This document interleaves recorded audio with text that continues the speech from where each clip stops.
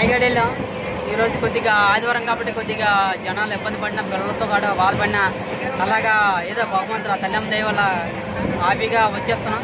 రామభద్రపురం దాటినా కొద్దిగా ఇంకా టైట్గా ఉన్నా అలాగా తల్లమ్మ దయ వల్ల మాకు అలాగా ప్లేసులు దొరకపోయినా అలా నిలబడైనా మేము అలా కాలసం చేసాం. ఏదో భగవంతు దయ వల్ల అందరూ ఒళ్ళింటి వాళ్ళు శుభ్రంగా వెళ్ళిపోతారని మేము అనుకుంటున్నాం. మా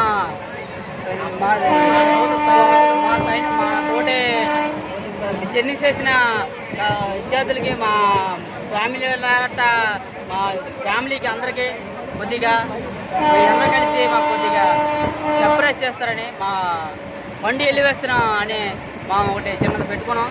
దానికి కొద్దిగా ఛానల్లో పెట్టాం. దానికి కొద్దిగా గంట కొట్టి సర్ప్రైజ్ చేసి కొద్దిగా కామెంట్ పెట్టి లైక్ హాయ్ ఫ్రెండ్